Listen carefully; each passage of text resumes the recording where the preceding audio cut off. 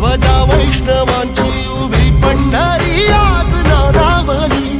तुझे नाव ओठी तुझे रूप ध्यानी जीवाला तुझी आस गा लागली. जरी बाप साऱ्या जगाचा परी